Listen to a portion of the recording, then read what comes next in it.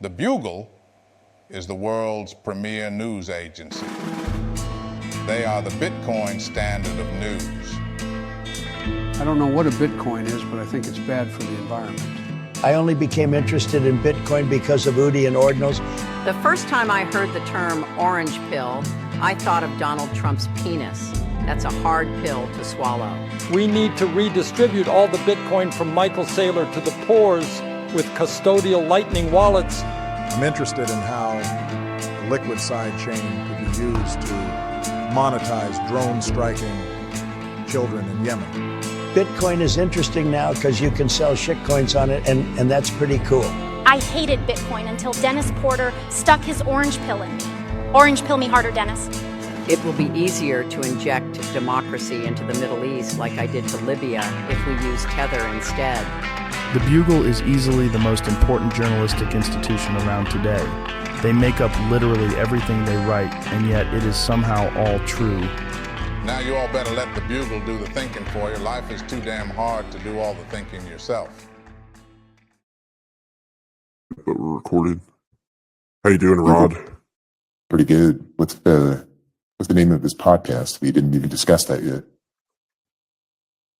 Oh, that's a good question. Bugle Weekly. Nicotine overdose podcast. There we go.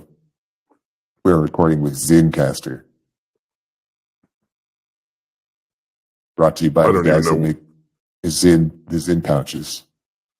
They don't sponsor us yet, but we would like to take your blood, tobacco money, all the cancer that you're causing in the world, which is probably a good thing. Zen's a shitcoin. Like all the shitcoiners choose Zens, like Zach Foll choose Zens. Nick Carter uses them.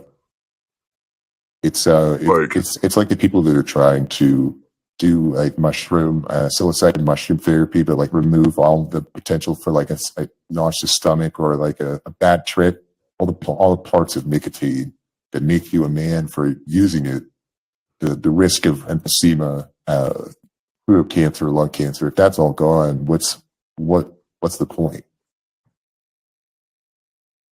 Yeah, it's kind of like if you had Dennis Porter go through Anatomy of the State and like black out anything helpful or useful or interesting in it, and all you had to read was like 5 or 6 sentences about nothing.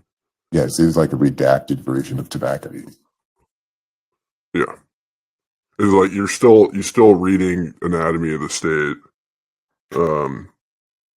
but you're not getting anything out of it. That's what Zen is. Zen is half measures for shitcoiners. I'm pretty sure I saw Corey Clipston dunking on Eric Voorhees because he's a shitcoiner and he chooses Zens as well. Like if you want to live life on the Bitcoin standard, you need to smoke Marlboro Reds. What do you feel about menthols? I don't like menthols. Are menthols a shitcoin? I think it's borderline shitcoin. I think like, you know, it's you're living on a Bitcoin standard by smoking a cigarette, but you're shitcoining on a Bitcoin standard, if that makes sense. So it's kind of like ordinals. Camel Crush is kind of like custodial lightning. It's not really the same experience, but it feels the same. Custodial lightning, it's using stacks or shilling stacks. So like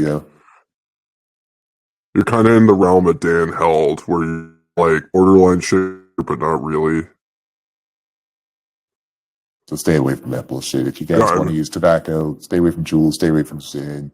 Use Grizzly Wintergreen if you're a dipper. Marlboro Reds if you're a smoker. Use tradition. Stick to tradition. Cigarettes are they're the carnivore diet of this cycle. That's just going to be the way it works. I think when the Marlboro Man, the cowboy, when he released the Marlboro Red White paper, he did acknowledge Lucky Strike as being like kind of the inspiration behind it. But the real OG, the guy that solved the problem, was the Marlboro Man. He's the guy that invented Marlboro's, right? Yeah, I don't know the history. It's kind of like the Satoshi of cigarette. Lucky Strikes are good cigarettes, though. I'll give you a pass on those. It's kind of like... What about American Spirits? Yeah, I mean, those are okay. It's just, I don't love the branding around it, you know? Like, the whole point of, like, you know, the Marlboro Man is the guy that conquered the West, and, like, American Spirits resemble, like, freedom and not being conquered by the U.S. military, and which means it represents a world without democracy, which is just, like, a horrible world to think about. Yeah, I like, don't think about something like that. Yeah. So the branding's offensive. I mean, you know, they should like change their name from like, or change the logo and change the name to like, you know, American patriotism or something like that instead of American Spirit. I hope they're listening. I hope they take that to heart. Yeah. I mean, this is what we do. You know, we're journalists. Everything's about optics and public relations, so we can really help a lot of these big tobacco companies that are just like really shooting themselves in the foot. Absolutely. Like they should totally just get on the grift to supporting Trump. They could be like Tim Pool, you know, where you just go from like supposedly being neutral on politics to just being an overt simp. That's a good strategy. Okay. What are we talking about today? What's the point of this whole endeavor? Well, it's been weighing heavily on me that it's very important for there to be another podcast. That's important, but there's not enough of those. There's not enough podcasts, and there's not enough podcasts that are trying to take on the PodConf industrial complex. And that's the real issue here. The only way to destroy the state is by destroying the podcast industrial complex, the PodConf. The best way to do that is to start a new podcast. Podcast, yeah. I mean, like we're joining the ranks of great subverters like Dave Smith, Guy Swan, Dennis Porter back when he used to do his podcast, and Michael Malice, you know, all these great subverters that are subverting the state actively every day by just pushing an RSS feed out to all these platforms. And check out the Alex Jones. He's the real OG of the RSS podcast subversion method. Yeah, I think the thing, like, we don't have any sponsors yet, so like there's not going to be any underwear commercials on this one. But I guess we just essentially gave a free commercial to Big Tobacco, so I guess that was like that's a big part of foundation of a podcast.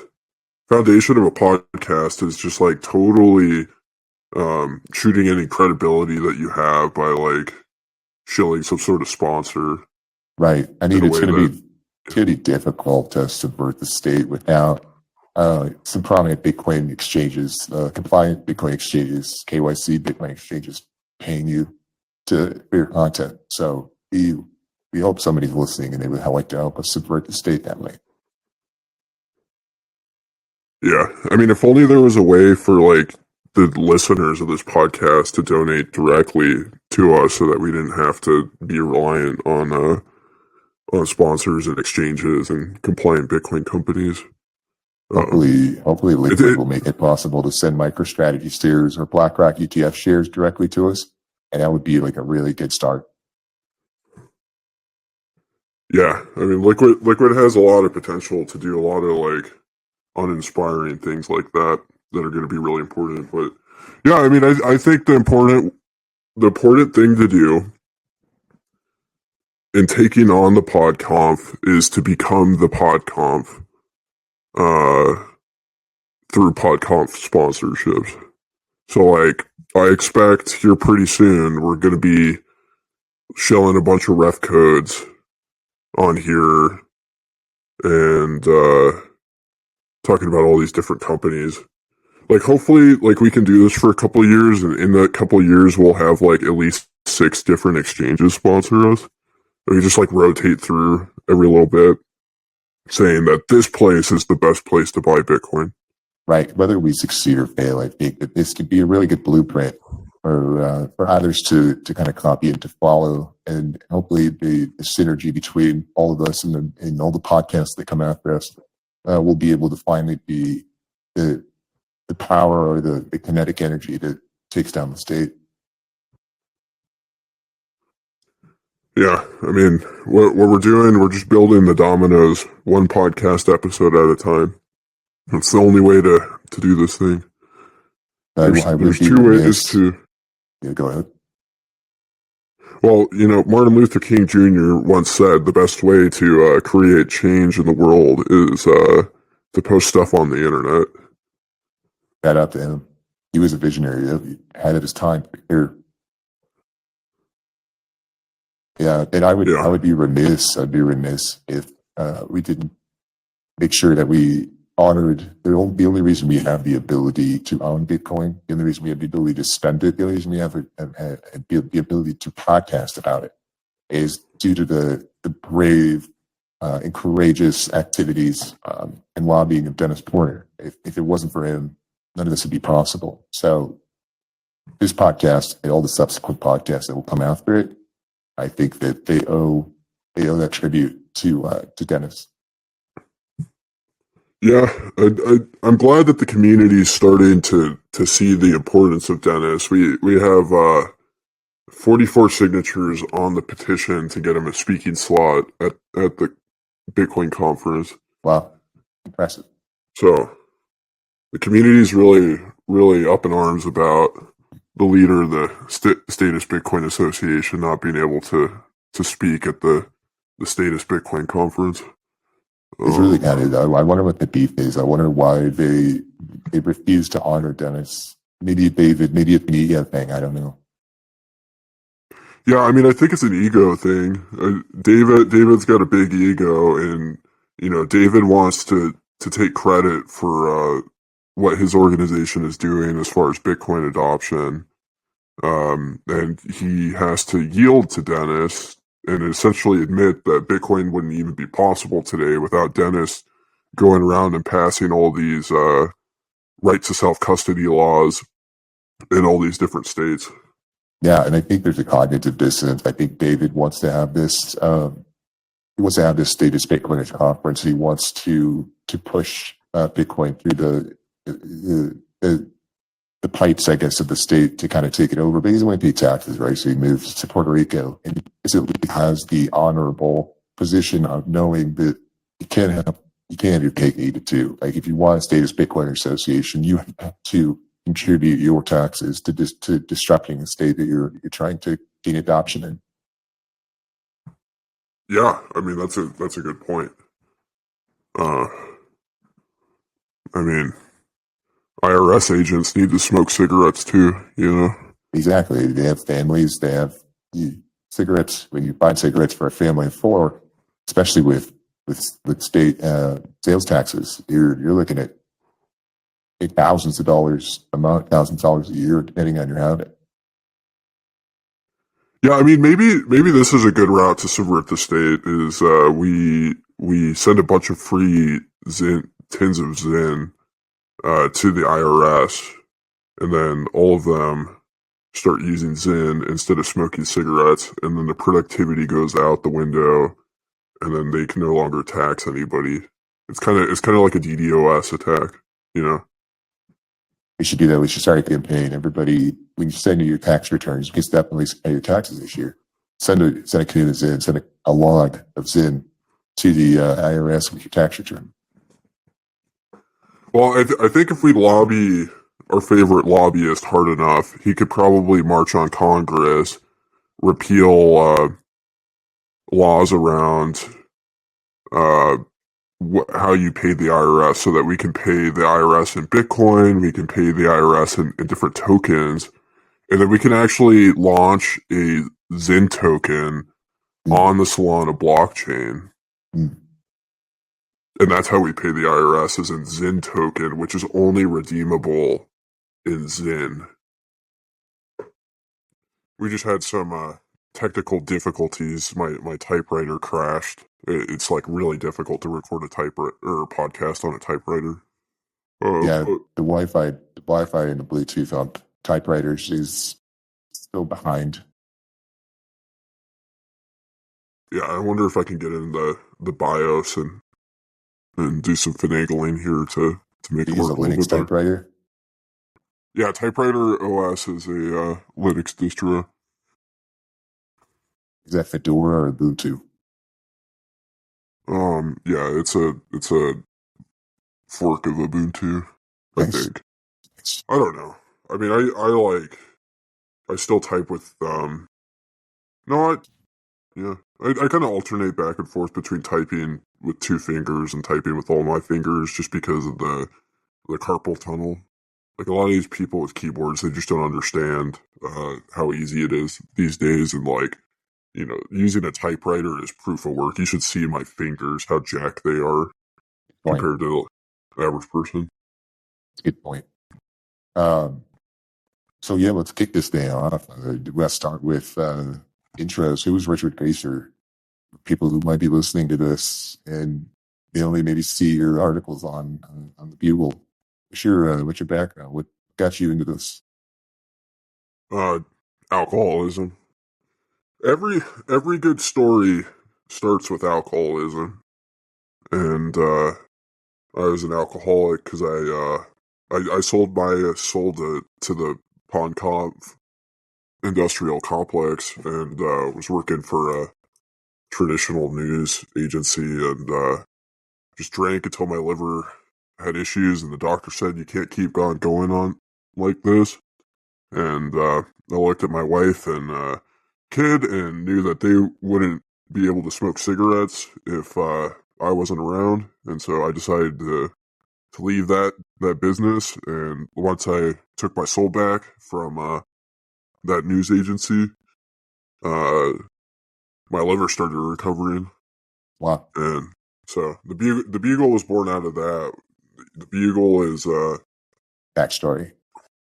Yeah, it's rose like that, like out of the ashes, like the phoenix. Yeah. I mean, I read Atlas Shrugged, and I was really inspired by it. And I think Dick Greaser is like the John Galt of journalism, and the Bugle is Galt's Gulch. It's like the last bastion on earth where you get the news raw and unfiltered, without all the looters stepping in and messing with it.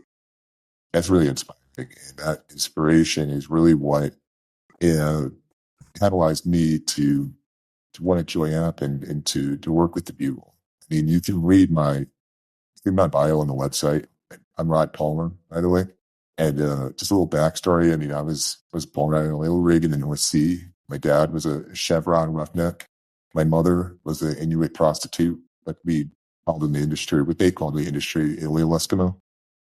I'm an autodidact. I spent a lot of time working as a Wikipedia editor while I was completing my bachelor's of journalism on my degree from the University of Phoenix. I graduated summa cum laude. My job on Wikipedia started out kind of an entry-level position. Every time somebody died, my job was to go in and change all the information about them on Wikipedia to past tense and to change the dates. I kind of switched to anytime somebody did something that was worth canceling, getting in trouble, controversy. I was going in and make sure that nobody added any sources or any information that would provide further context to their comments. But that wasn't fulfilling. And I found Bitcoin. I became interested after states and governments began permitting its use in the 2010s, passing laws that made it legal to use. I thought that was very important. So now I cover politics, pop culture, and finance in Bitcoin for the Bugle. It's been a great experience so far. So what was it like? I'm assuming, both based on your description of both your parents, that they were both smokers. Oh yeah, absolutely. My mom smoked Virginia Slims. Well, they look like Virginia Slims. They were long in cigarettes. They were actually rolled in using Eskimo technology, which has actually been banned south of Manitoba. My dad, he smoked Lucky Strikes like his dad before, and he switched to Marlboro Reds, of course, which is the big point standard of cigarettes. He actually died from lung cancer in 2007. Unfortunately, he was not around to see Bitcoin, but he would have loved it. He would have loved it. He loved smoking. He smoked 3 to 4 packs a day. My mom, we lost touch in the 1990s. She went back to live in Igloo. I hope she's listening to this. I hope they have podcasts in the Eskimo country. I'd love to reconnect with her. But yeah, big smokers, big time. I mean, I smoked because of them. I wanted to be just like them. I actually switched to vaping. Unfortunately, it's not a time I'm proud of, but I'm back on the more reds. I'm glad you got back on the correct path. Yeah, I It's mean, kind of like yeah. not a lot of people have the privilege of growing up with parents that smoke. Like I know another writer works for the Bugle, Max Shaft. He grew up in a Mormon tradition, and neither of his parents smoked, and he's just like completely traumatized. Like he's been in therapy for, I don't know, at least a couple years to try and come up or overcome that trauma of not experiencing good role models in his household growing up. Just because your parents smoke doesn't mean that they're great parents. I mean, my grandmother, she suffered with parents who smoked, but they rolled the windows down when they drove the car and smoked in the car. They didn't keep the windows rolled up. I think there's something to be said about training your lungs to be able to handle carcinogens and smoke, because we live in a pretty privileged era in this society where the rivers aren't full of sewage, the air is not full of industrial smoke, coal, smog, fires from burning wildfires, things like that. Like you come into a situation like that without lungs that have been trained to withstand it. You may not survive. Yeah. A lot of people also don't know that the University of Phoenix is like the top journalistic institution for education in the country. Yeah, I learned so much by going to the University of Phoenix on get my online bachelor's degree in journalism studies. There was obviously we didn't have to go through the era where there's AI and there's plagiarism, but it would have been really great to learn how to plagiarize using AI. I think it would be a better journalism, but if I wasn't an autodidact, I didn't learn how to do that myself. Yeah, when I went to journalism school a long time ago, my favorite class was this class I took freshman year, which was how to manipulate quotes to drive whichever agenda you want 101. And that was a very useful class that I took. It takes a lot of skill to take somebody out of context and twist it and spin it for your own narrative.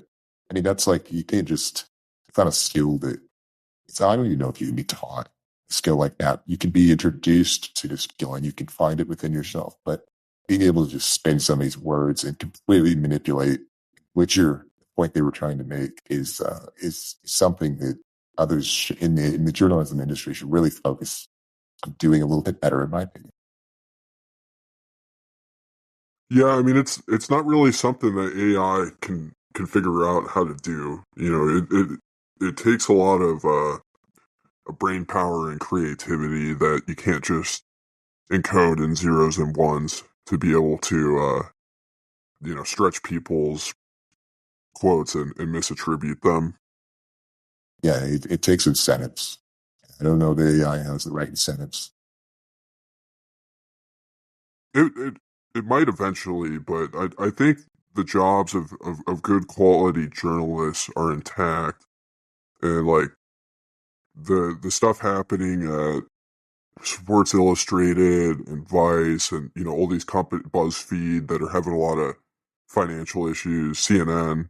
I think it's just passing. Like what it comes down to at the end of the day is we're in a market where they're raising interest rates, and so all the corporate sponsors don't have the free money to pump into the advertising dollars to keep these media companies alive. And so it's not a reflection of their poor journalism. It's just the fact that Jerome Powell's an asshole and isn't printing enough money right now. Absolutely. It's a cyclical industry. I think it's the first victims in a high interest rate environment are going to be those outlets that are doing the best journalism, that are challenging the state and challenging power the most effectively. That's why we see Deadspin, we see Vice going down, Sports Illustrated, but that'll recover. They're going to cut interest rates later this year, most likely at least one time next year for sure. So we should see Vice come back stronger than ever. I think that they're going to have a lot to say after their year or so of silence. Yeah, I mean it's really important to have very strong, like, statist CIA infiltrated media platforms like Vice covering world affairs, because we need to know what the correct narrative is to replicate for the most. People aren't equipped to figure that out themselves. No, they shouldn't figure it out themselves. I mean, most people think that smoking's bad for you. Why should they be given the truth? That's kind of like this much simpler psyop, right? Like, if you think smoking's bad, I can pretty much write off your opinion on everything else. Yeah. I mean, there's a few good ones, like people that believe that vaccines are real. That's another good one. People that believe in climate change, and then people that believe that smoking's bad. It's just pretty much, if you're from the state of California, your opinion can get thrown out the window. And this is probably why people give the fine folks at Swan so many issues, is they're Californians, and so therefore their opinions are already wrong. And so it's kind of hard for them to communicate. The ability to thrive in Los Angeles or San Francisco is predicated on kind of this continuation or this belief in the psyop and mass psychosis, as Robert Malone talked about. If you don't have that ability to like tap into the statist, that vibe, that rhythm in society, it's just way too much. It's way too difficult to survive in that environment. Yeah, I mean, I think the Bitcoin community is just going to have to become more Californian in order for, like, the Swan guys to be successful and fit in. And they're able to connect directly with states above them. Like, Portland has there's some great culture, great political ideas come out of Portland. Seattle, they're right in line with San Francisco and Los Angeles. I think that the synergy between those West Coast Bitcoiners can really make an impact. I agree. Let's get into some of the best articles this week. What do you got for those? I picked out 3. These are 3 Bugle articles, right? The favorite Bugle articles that we published this past week until March 24th, 17th, 24th. Oh, well, I went further back. Okay. I have one from the 13th. I picked this yellow article because I think it was one of the most important stories. So essentially, we found out that Yellow has been lying to everybody on Twitter by pre-recording his Twitter Spaces. Wow. Huge letdown, by the way. Yeah, it was a huge letdown. I mean, no wonder why it's taken so long to get to 100K. The question is when did Yellow stop believing and start pre-recording these spaces? Maybe he's not into big number, right? Maybe he sold out, maybe he doesn't have the time, but like, you have an entire movement. You have rounded up hundreds of plebs who come to dedicate or come to appreciate and to count on spaces like this, and then you're just mailing it in. And it's like you've got this captured audience. Like, you don't have to put quality behind your content anymore. You can just pre-record it and go to the Toxic Pod happy hour and listen to that instead. Yeah, I mean, if I were him and I was caught red-handed like this, I would have just admitted to it and said, "Sorry, guys, I'm too busy building in the bear market. I I gotta do what I gotta do." Sometimes I pre-record spaces, but like he totally took it, denied it, and then got called out for it left and right. He tried to do another pre-recorded Twitter space, and everybody was commenting on how it was pre-recorded when he was playing it, and it was just There used to be accountability in these spaces. There used to be accountability to the influencers and the spaces hosts. And that accountability was rival meme gangs. I mean, Yellow's a part of a meme gang. And there's rival meme gangs that are a little bit less friendly to influencers. And of course, talking about triple elite memes, unfortunately, we don't know what happened to them. They fell off the face of the earth. And as soon as they did, all hell broke loose. I mean, we recorded spaces, people getting into the shitcoin again, the meme coins coming back on Solana spaces with Mario Nuffall came back. Swan is adding more spaces. It's an explosion of fiat. Podcock. It's Podcock spaces is what it is. And it seemed like the only thing holding it back, the dam that was keeping all this pent up steam or energy at bay was him. Is there a way to track who has more Twitter spaces between Bitcoin Magazine and Swan? It's hard. It's hard because both of them have done a very good job of employing, directly or indirectly, agents of the PodComp state. So they have a lot of spaces that are not directly, it's not an employee, it's not paid basis by one of these entities, but the enthusiasm and the mission and the focus of the spaces is, inseparable. It's indistinguishable from their inspiration. Which side? So like the king of the PodConf is Peter McCormick. Which side of the Swan Bitcoin Magazine war do you think he sits on, or is he trying to pretend to be neutral? I think what he's doing, which is a tactical move on his part, is he's looking to see who's going to win, who's going to have the most money in the next 10 years to pay him with sponsorships and to invite him to their conferences, to get him free tickets, to let him sell his Bedford jerseys, his Bedford t-shirts, his Gemini branded soccer jerseys. Whoever has the ability to make him the most money, he's got to pick the winner there. I think he's kind of reserving his judgment until he sees the clear winner. It's pretty smart. Good on Peter for that. He's playing both sides right now. And it's, brilliant marketing, brilliant businessman, brilliant podcast actor, brilliant podcast actor. Yeah, he's definitely mastered it. The second article, it's like a good segue on this topic, is your article on how Bitcoin companies vow to comply as much as it takes to defeat the state. Yeah, it was a great one to write, a great one to research, and it's just really good insight into some of the most powerful companies. We've already mentioned a few: Bitcoin Mag, Swan, River, Strike, and there's many more out there who they have paved the way for this subversion, this power, and it's to comply. And when the state wants them to comply, and they say comply, these companies ask immediately how hard, and that's what they do. And the harder the state tries to regulate, the harder the state tries to disrupt the industry, the harder they're going to comply.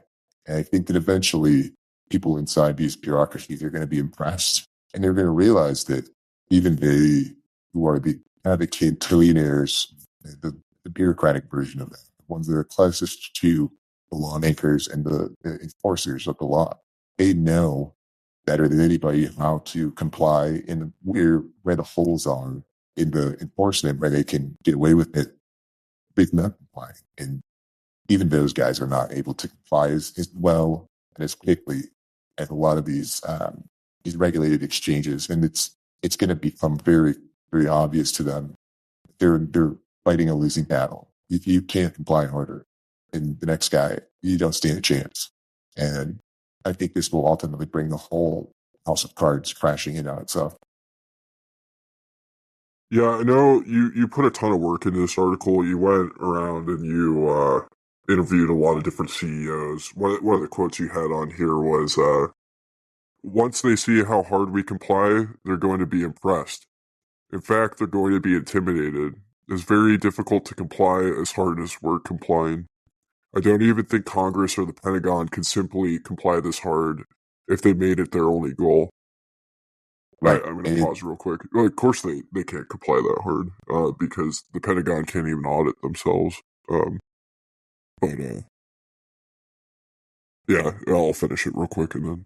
We're gaining a lot of respect in the IRS, FinCEN, and the halls of Congress. The harder we comply, the more money we're able to make. And the more money we're able to make, the more money we can donate to the state to ultimately defeat them, said the CFO of Cash App. Yeah, dude, it's the amount of money it's coming in is going to be like a tidal wave. If you can't compete with that, if you can't compete with compliance from MicroStrategy, BlackRock, compliance from Fidelity, Cash App, Swap, River, from all these companies, what are you going to do? It's one of those, you can fight, or you can lay down your arms and join. And I think that once everybody lays down their arms and realizes we can comply together, the state won't know how to react. They're going to lose all their funding. Yeah, it's a very interesting and impressive strategy for sure, and it's a tried and true method. I mean, people have been complying for a very, very long time with great success. How is the SEC going to justify a budget when every time they put out a new regulation, everybody just complies with it? What are they going to do? They're going to need more agents to put out more regulations, maybe, or maybe they lose their funding because it's like we don't need them anymore. Everybody just does exactly what we will punish them if they don't do. Yeah. I mean, it's pretty safe to say we wouldn't have the ETF right now without compliance. Right. We're at an all-time high. You can thank compliance for that. Yeah. Bitcoiners are complying there. And the this is probably... the more they comply, the more positive feedback they get in the form of praise. That's probably why Canada is going to hit 100K first. They're complying harder. Oh, there's no doubt about it. I mean, when it comes to compliance, we do a great job in the United States. But the Bitcoin standard of compliance is in Canada, and as a result, they are on the precipice of 6-figure 100K Bitcoin. If that, and they got the 58K first, they got to enjoy more time at 58K. It's just people are going to look at what Canada's doing, and they're going to realize the benefits of complying. It's going to have it's going to have a very contagion. It's going to have a contagion and effect, and people are just going to be like, "Wow, this is the way to go." Yeah, I mean, compliance it makes the world more safer. It makes everything easier too. I think I'm going to have to add an additional article. I think I'm going to have to boost it up to 4 because there is somebody I want to give a shout out of this week because it was the top performing article on Twitter.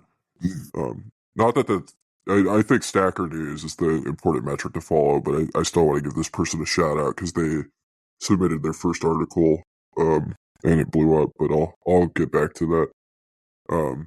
The last article, yeah, I'm talking about Mitchell. Nice. Good addition to the team.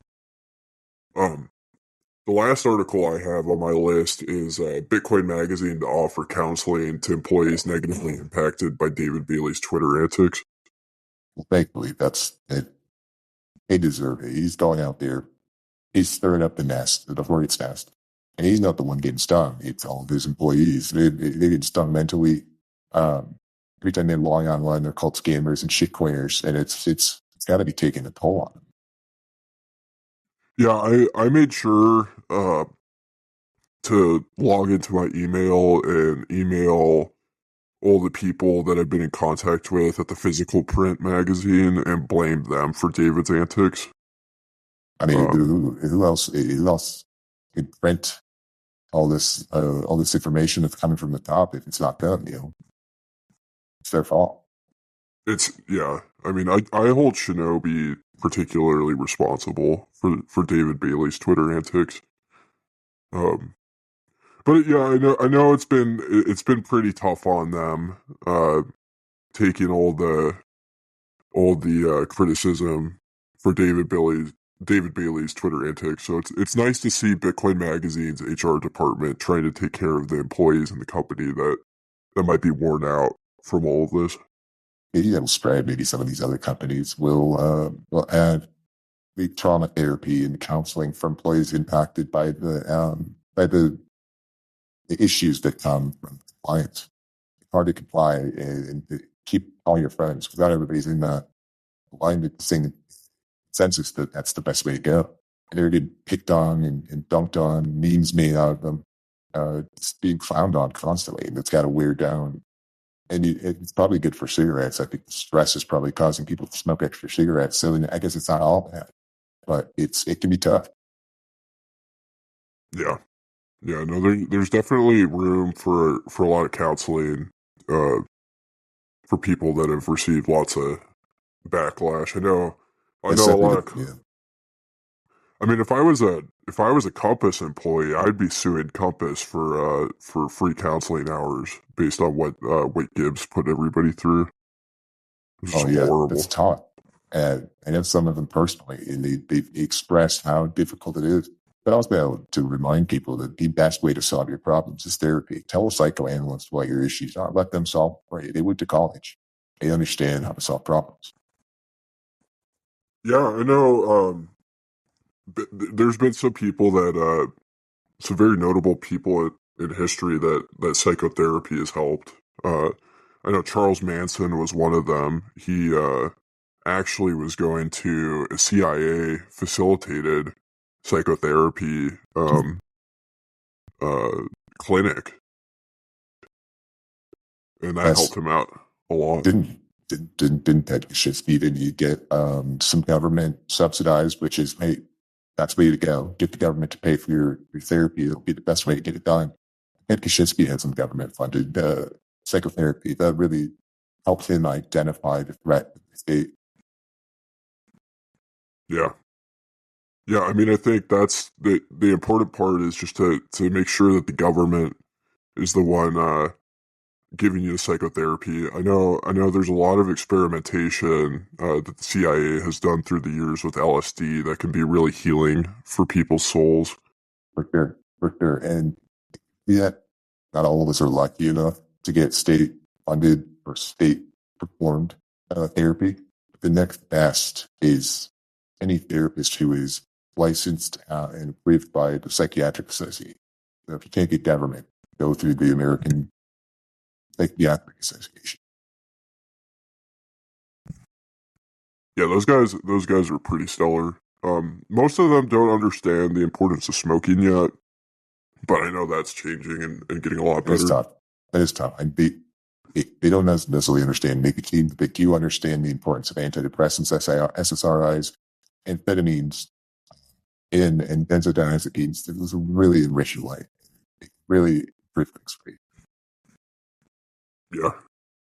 Yeah, benzos are a good one. It's kind of like alcohol without the liver damage, Right. Like more people should be.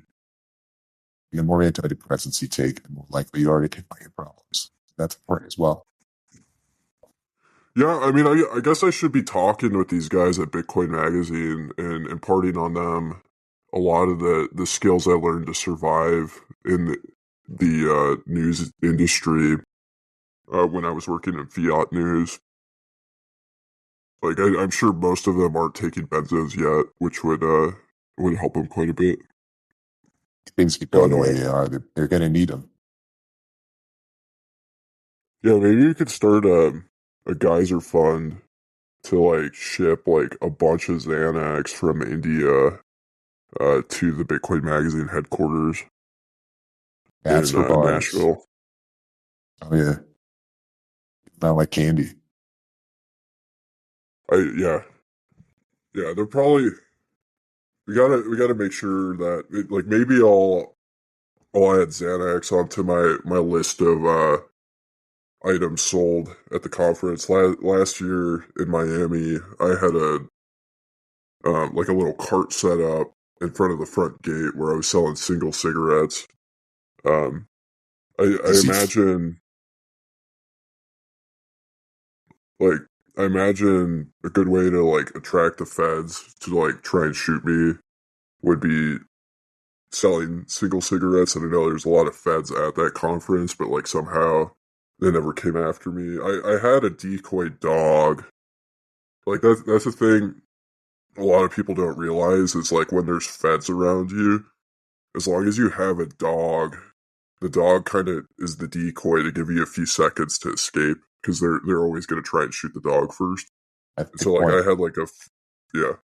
Like I don't believe in harming animals, so I would never put like a real dog in that situation, but I had a mechanical dog.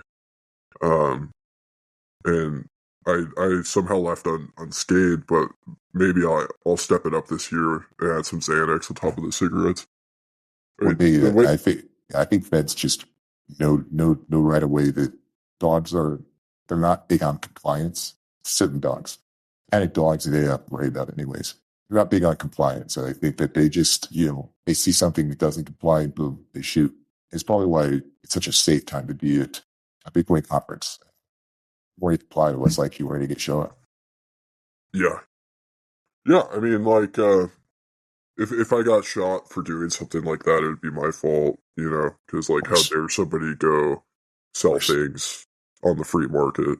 It's like we need rules, we need protections for industry. We don't want people cutting into big tobacco's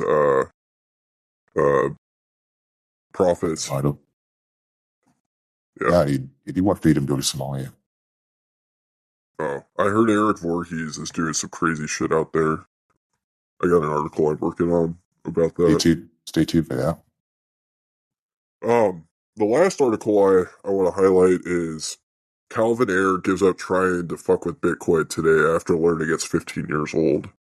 And this was submitted by Mitchell Hamilton, which was a great piece. And that one took off. I guess the people really appreciated Calvin Ayre not wanting to interact with Bitcoin anymore. Yeah, I just got done watching the new HBO documentary about abuse in some of the predators in Nickelodeon in the child star TV era of the 90s and 2000s. It just makes me think that Calvin Ayre is kind of like the child predator of Bitcoin. It's Nickelodeon on their own. This guy kind of, thank God, it's aged out of being in his purview of to prey upon. Yeah, I mean that's. I wonder if there's any examples of this happening in history where, like, a certain technology gets too old and then people lose interest in it. Right, and some people worry that that's going to happen with Bitcoin, right? And they go on the shit coins and all the crypto because it's newer and it's younger. It's almost like Leonardo DiCaprio. He's dumping the old broad and he's going on to something better. It's going to be. I mean, it's not being a woman after she hit a certain age and just continuously dating younger and younger women for shorter periods of time. That is obviously much more enriching than a stable relationship with a wife. The marriage, similar to Bitcoin, like it's going to get old and boring. You're going to get much more value. It's going to be much more life enriching to go to buy an ordinal or a Solana meme coin. Agreed. And Calvin understands that, so who knows what he's on to next? Oh, I bet he's got some interesting stuff planned. Probably has to do with some very young women somewhere. Oh, he'll be back, and the drama will be Calvin Ayre. Like what is his famous quote, right? He likes those projects because he gets older and they stay the same age. Yeah, that's a good one. So you and I need to debate on something. It sounds like. Okay. What's the debate? Why are the ETFs better than ordinals? Or Oh, like, yeah. I think that if you look, here's my position. If you look at the volatility of transaction prices, you look at the volatility of the value in some of these BRC20s, and some of these meme coins and these NFTs on, on the ordinals, quote unquote, network, which doesn't really exist, right? You see that volatility, you realize, wow, that's dangerous. That's, I could lose all my money.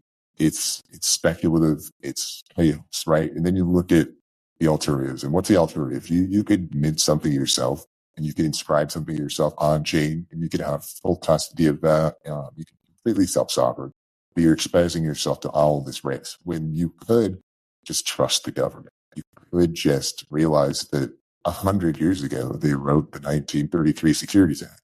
You could buy Bitcoin through a vehicle like MicroStrategy. You could buy ETF, and now you have the ability to trust this third party, which we call the state, right? And you can trust them to make sure that your value is preserved, that you're not losing out on this the best money to ever exist by trying to deal with these crazy new technologies directly on chain, it's just not the way to go. And that would just be, and not everybody shares that opinion. I think the results speak for themselves. yeah, I mean, I get that perspective, but I personally think ordinals are significantly better than the ETFs. And the reason why is because the only way to get Bitcoin development to happen is to break Bitcoin with spam. Right? That is another way of looking at it. I think when people see these crazy spikes in fees, they see nodes not being able to be run. It's like, I could build a new product, a node, it could handle all this extra spam. And I could sell it to people. I could sell it to Bitcoiners, and they would now have better technology. I mean, it's maybe the nodes are maybe the nodes are trying to spark new development, bring in new VCs, new investors by and make more money for themselves by causing this spike in spam. Yeah, I mean, we need to suck in all the VCs from Solana onto Bitcoin to spam the network in order for some people to get their shit together over at Bitcoin Core and actually create some updates to the network It does in seem order like for Bitcoin to fail. It does seem like Core has just gotten suffered from the same institutional rot we see in the government, we see in Wall Street. It feels like the guys on Bitcoin Core, they got rich, and now they don't really care. They don't care about them. They don't care that people can't afford UTXOs. They're the only ones who know how to fix it. Nobody else could come up with a solution unless they were a part of Bitcoin Core from the early days, whether it's key or wheel. These guys, they're the legends, they're the OGs, and they just don't seem to care about Bitcoin. They're too busy signing their balls in the Caribbean. So who's going to do it if not them? Yeah, I mean, the Bitcoin Core developers are getting big, fat donations from organizations like HRF, and now, these other ETF issuers are funding the core devs. And like they're just being greedy, taking all the money and not spreading it around. Because there's important people like us, like journalists, that could use some funding, Right. that aren't getting the funding because the core devs are hogging it all. Yeah, and it's maybe these fix the filters guys. Maybe they can help fix the problem. I don't know. Well, I mean, I think the like easy solution to like funding problems is to go to Tether, because Tether gives just about anybody unlimited cigarette money. That's true. Tether's really popular in Venezuela, and what do people in Venezuela love? Smoking cigarettes. Yeah, what you'll know when we've taken the Tether money and we have unlimited cigarettes when we have it on our website. Yeah, it'll be like the Chappelle show. The guy pulls up and he got reparations, right? Took that money. He's like, I just bought a carton or a truck full of cartons of Newport. So I'm rich, bitch. Me and my family have cigarettes for the rest of our life. That's really kind of why we do this, right? To be able to have a moment like that. Yeah, I tried to reach out to them about like them funding this endeavor, but they responded with that they only partner with like law enforcement and the CIA and not actual independent journalists. Like they have some sort of stigma against us. It's probably the core developers' fault. You just got to follow the money, follow the incentives. People act on their behavior it follows that. So you can see what they like, what they dislike, what they won't talk about, what they will talk about. All the money. Yeah, it's going to be interesting. I'll get their money somehow. Maybe I'll have to. I'll comply my way into earning their funding. There you go. It's going to be a crazy bull market. The ability to stay compliant during these times is going to be what makes or breaks a lot of people. Well, I know our good friend Darth Coin. He's a big fan of the guys over at Amboss Space for their big steps towards compliance. They're making compliance using the Lightning Network, easier than ever. Love to see it. Love to see it. Yeah, I'll need to start using their compliance tools. With enough compliance, with enough compliance, they challenge Swift. Yeah. Well, we didn't really debate anything there. I guess we're kind of like on similar pages. Like there's benefits to the ETF. Like the ETFs don't trade on the weekend, so it gives bankers time off. I know there were some proposals to get miners to curtail on the weekends. Oh yeah, outside of business hours.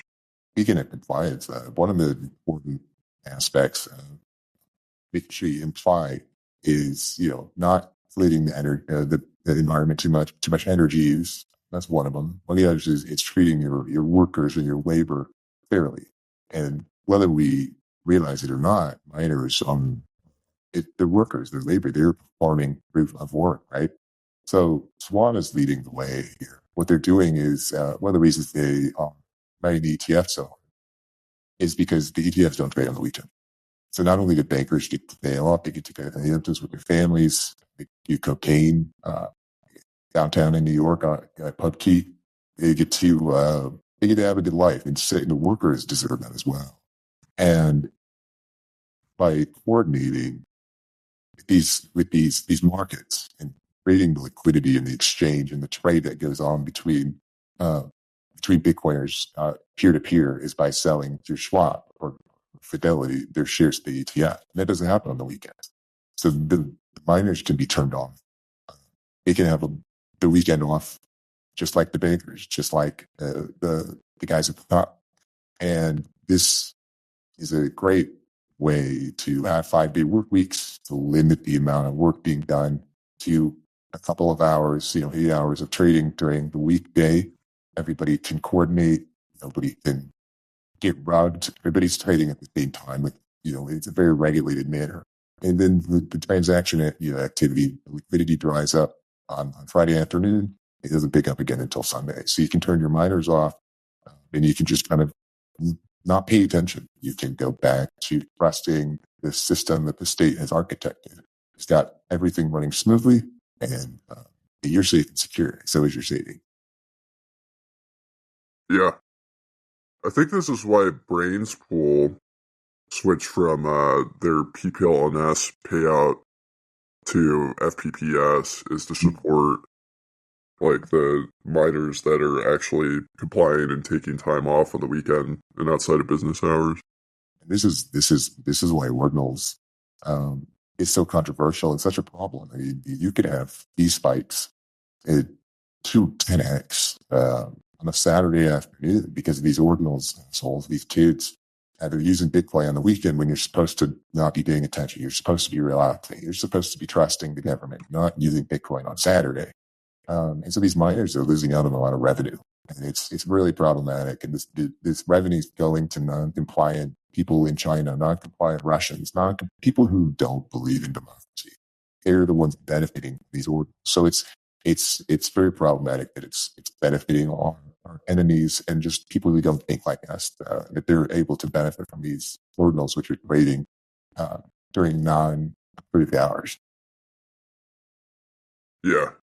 Yeah, I mean, we definitely see, there's also the side of things that, like, exchanges that don't follow the business hours get cheaper transactions Right. than the ones that do follow the business hours. So, like, right now, the ordinalers aren't trading, and so the fees are incredibly low. And so, like, people like Madocs and, like, all the poor people in Africa that are trying to send cheap Bitcoin transactions, Right. like, they're getting away with it. And so there's Right. kind of a two-tiered system that's being created where, like, the bankers pay way more than the poor people for transactions, and it's kind of stupid. Like, we need more equality for the bankers.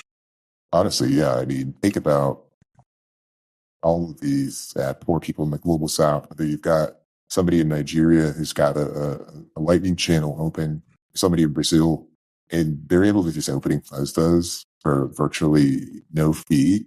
Like, don't don't you care about Bitcoin security? Like, why would you exploit this bug in Bitcoin where the fees fluctuate and you just get these transactions at such a cheap price when BlackRock and Swan and Fortress Trust and River, like they're having to pay these high fees just to trade during business hours, like professionals, like people who live their lives together. Yeah. I mean, I think the solution is to limit on-chain transactions to business hours, and anybody that wants to transact outside of business hours needs to use custodial Lightning wallets. I honestly, I would. This may be a little crazy, a little extreme, but I would support an initiative to stop producing blocks on the weekends. Stop producing blocks after 4:30 p.m. on the East Coast. Yeah. Yeah, I mean, I think that would be great. Yeah, Like, maybe you can enforce custodial Lightning that way. You can't send something on chain on Saturday if your life depends on it. So he's Wald of Satoshi, he's Cash App, he's Strike. we should definitely petition Dennis Porter to bring this to Congress, and hopefully they can pass a bill mandating it so that the Bitcoin blockchain applies with it. Yeah, Dennis, if you're listening, reach out to us. If you're from the BPI, Bitcoin Policy Institute, reach out to us. I think we have a solid plan. Fairness. It's really about fairness. It's really about following the rules and complying and the benefits you can receive from that. I think we can maximize that. I'm actually signing up to GitHub right now to go to Bitcoin Core and put a pull request for Yeah, them look, to stop producing blocks on the weekends. we should crowdsource. We should crowdsource a bit for that. We should get the community involved and explain why compliance is important to you and how we can structure a bit. Hopefully, get the Bitcoin network to signal to upgrade it. Well, I know that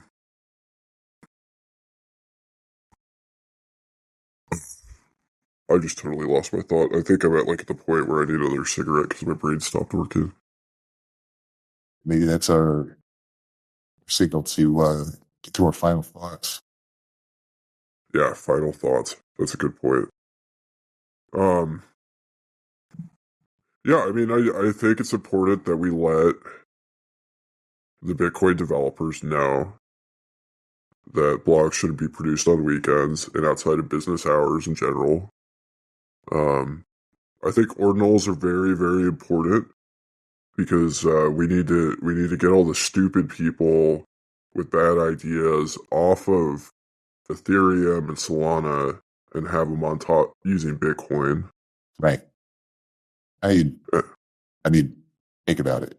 Markets are made when there is a delta between information relevant to a situation that people have. Some people have more information than others. Some people have different opinion than others. And if we can get the stupidest people off of these other blockchains and onto Bitcoin, well, then we have an unlimited amount of spread there that we could arbitrage and just pump and dumb the shit out of it and just make all these fucking idiots our bag holders. That's really a great way to boost fees for miners, boost profits for ourselves, and be able to bring some of that money off of Bitcoin and into the fiat world where we can help kind of incentivize compliance, so to speak. Totally agree. I mean, it's a big step. Like we have to get more creative in the ways that we comply, and we have to be adversarial minded in regards to this. Like Right, there's we going to need be to. somebody out there who's trying to comply less than you, and you have to always be with that person and figure out how you can comply so much that their activity is just DDoS'd out. Yeah, the regulators need to be overwhelmed by our level of compliance. Like I know there's a lot of industries out there that do a very good job of complying, and we really need to take it to a whole nother. Right, Like we're competing with the banking system, and they're the kings of compliance right now, and we got to beat them. the more you use compliant, it's a big play in like the ETF, like MicroStrategy, like custodial lightning, the more you can suck liquidity away from the non-compliant. And if you can suck that liquidity from the non-compliant, you can suck that reliability and that dependability and security away from the non-compliant, the better chance you have of it kind of putting your throat on the neck of the non-compliant until there's no map. Like maybe a good step that we could do here at the Bugle to help assist in helping people comply is we could launch our own paid Noster relay where people have to show us their government ID to sign up as well as pay us with a debit card. Yeah, if you want your notes on Nostr to get out there and other people to read them, you want them to get that relay, we need to know who you are. We need to know how committed you are to compliance. And the more committed you are to compliance, the more committed you are to a higher Bitcoin price. And that's how we can influence the bull market. Yeah, I mean, I want it to be just as easy to sign up for some sort of social media platform as it is to sign up to Cash App and buy Bitcoin. Like, it should be just as easy to do both. I mean, everybody's got either a state ID or a webcam. Boom, snap a picture, upload it.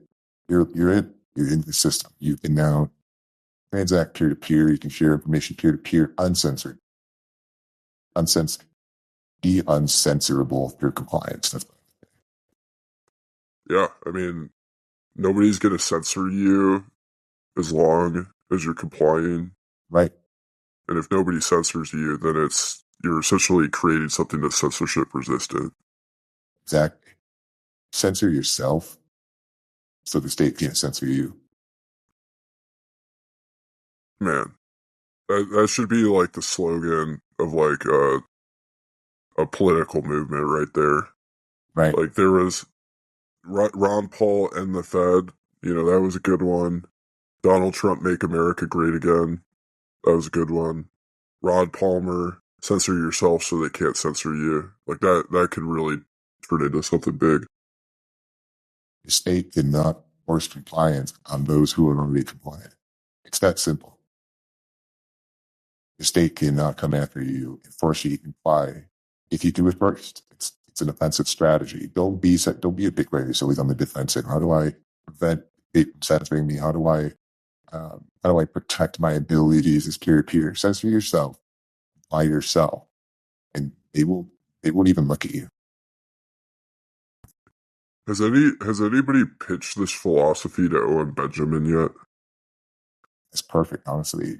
If anybody's got a platform and a following base that can understand what is the important issues that I'm talking about, it's Owen Benjamin's. That's all my final thoughts, pretty much. Do you have any final thoughts, Rod? No, I think just to digest what we talked about today, if you haven't seen some of the articles we talked about today or any of the articles on Bugle, we encourage you to check those out. There'll be more information about Just Stop Ordinals, the group dedicated to destroying that movement, the traditional monetary transaction activists.